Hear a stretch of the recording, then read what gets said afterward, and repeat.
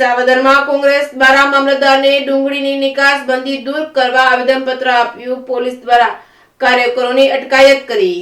વિસાવદર તાલુકા કોંગ્રેસ દ્વારા વિસાવદર મામલતદારને આવેદનપત્ર આપવામાં આવ્યું છે. વાત કરવામાં આવે તો તાજેતરમાં સરકાર દ્વારા ડુંગળીની નિકાસ ઉપર પ્રતિબંધ મૂકી દીધેલ હોય ત્યારે ડુંગળી પકવતા ખેડૂતની રાત દિવસની મહેનત, પોતાની તમામ બચત હોય તે ખાતર, બિયારણ, ડુંગળી પકવતા માટે દવા મંજૂરી જેવા ખર્ચ કરી પાક તૈયાર કરતા હોય છે. ત્યારે ડુંગળીનો પાક તૈયાર થતાં જ સારી ઉપજ મળવાની આશા હતી ત્યારે જ કેન્દ્રની ભાજપ સરકાર દ્વારા ડુંગળીની નિકાસ બંધ કરી દેવામાં આવતા ખેડૂત સ્તરે રઝળતો થઈ ગયો હતો. ત્યારે ખેડૂતોના હિતમાં તાકીદે કેન્દ્ર સરકાર નિકાસબંધી દૂર કરે તેવી માંગ સાથે આવેદનપત્ર તાલુકા કોંગ્રેસ દ્વારા વિસાવદર મામલતદારને આપવામાં આવ્યું હતું. આવેદનમાં જણાવ્યું હતું કે કેન્દ્ર સરકાર નિકાસબંધી તાકીદે દૂર નહીં કરે તો ખેડૂતોને ફરજિયાત આત્મહત્યા કરવા સિવાય કોઈ છુટકારો નથી તેવું પણ આવેદનપત્રમાં જણાવ્યું હતું.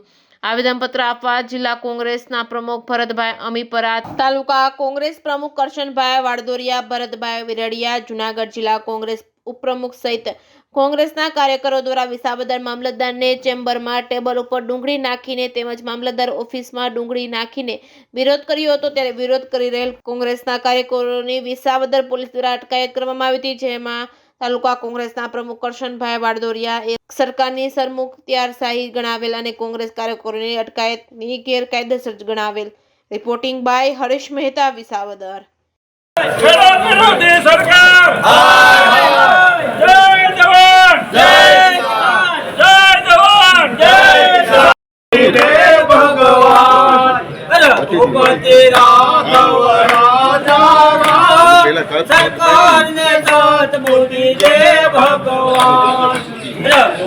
શું નામ તમારું? શું ભાઈ? મારું નામ રાજેશભાઈ લક્ષ્મણભાઈ ધુવા, ગામ કાલસાદ, તાલુકો વિસાવદર. તમે આજે શું આવ્યા છો અહીં મામલતદાર ઓફિસે?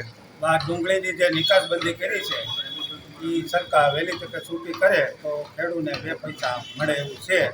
3 વર્ષથી ડુંગળી પકાવું છું. દર વર્ષે ખર્ચાના પૈસા માંડ ઊભા થાય. આ વર્ષે એવું હતું કે થોડાક પૈસા થાય, નિકાસબંધી થતાં ભાવ તળિયે વયા ગયા છે. અત્યારે ડુંગળી કેમ લણવી, કેમ યાર્ડમાં પોગાડવી એવો એક પ્રશ્ન છે. તમારે કેટલા વીઘાની ડુંગળી તમે વાવી? મારે 10 વીઘાની. અંદાજે કેટલી થાય એમાંથી? 10 વીઘાની અંદાજે 25,000 નો ખર્ચો છે, 30,000 નો. હા.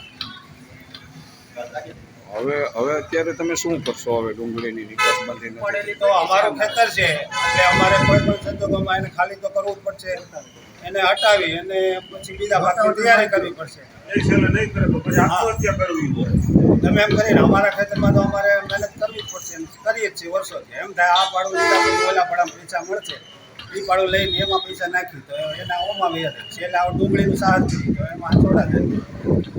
આજે વિસાવદર મુકામે વિસાવદર તાલુકાના ખેડૂતો વતી એ ખેડૂતોના સમર્થનમાં અમે લોકોએ જે કેન્દ્ર સરકારે જે ડુંગળીની નિકાસબંધી કરી છે ત્યારે આ વિસ્તારનો ખેડૂત જ્યારે એમણે મોંઘા મૂલો લોહી પસીનો એક કરી મોંઘા દવા, ખાતર, બિયારણ થઈ અને કાળી મજૂરી કરી અને જ્યારે પાક તૈયાર કર્યો છે ત્યારે એ પાક જ્યારે એમને મોઢામાં કોળીઓ આવવાની તૈયારી હતી ત્યારે આ ભ્રષ્ટાચારી ખેડૂત વિરોધી કેન્દ્ર સરકારે તાત્કાલિક નિકાસબંધી કરતા અમારો ખેડૂત પાયમાલ થઈ ગયો છે.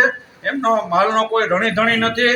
અમારી તમામ મહેનત, મજૂરી, ખર્ચ બધો પાણીના ભાવે જ્યારે વેચાઈ રહ્યો છે ત્યારે એમના હિતમાં આ કેન્દ્ર સરકાર નિકાસબંધી દૂર કરે માટે આજે એક કાર્યક્રમ હલ્લાબોલનો રાખવામાં આવેલ અને આ સરકારે ડરી અને અમારી વાત સાંભળવાના બદલે, ખેડૂતોની વાત સાંભળવાના બદલે પોલીસ તંત્રનો દુરુપયોગ કરી, પોલીસ તંત્રને આગળ કરી અને સરકાર સુધી અમારો અવાજ ન પહોંચે એ માટે અમારી ગેરકાયદેસર ધરપકડ કરવામાં આવી છે. એને અમે સખત શબ્દોમાં વખોડી કાઢીએ છીએ. આજરોજ વિસાવદર તાલુકામાં ડુંગળી નિકાસના પ્રશ્ને તાલુકા આખાના બધાય જે ખેડૂતો ભેગા થયા અને આ સરકારની બેધારી નીતિને કારણે આજે દરેકનો તાત એટલો બધો મુશ્કેલીમાં રહ્યો છે કે અત્યારે ડુંગળી લણવાનું ચાલુ હોય અને માર્કેટિંગ યાર્ડમાં એનો વેપાર ન હોય. કાલે જ એવો બનાવ બની ગયો અમારે ખાંભામાંથી કે ખાંભાના ખેડૂત અહીંયા વેચવા આવ્યા ડુંગળી વિસાવદર યાર્ડમાં અને કોઈ લેવા તૈયાર નહોતું. પછી એણે અહીંયા સરદાર ચોકમાં આખું ટ્રેક્ટર ઠલવું પડ્યું. આવી દિશા હોય તો સરકારને ખરેખર જાગવું જોઈએ અને નિકાસબંધી ચાલુ કરવી જોઈએ, નિકાસબંધી હટી નાખવી જોઈએ. એ મારી ખાસ નંબર વિનંતી. જય હિન્દ, જય ભારત.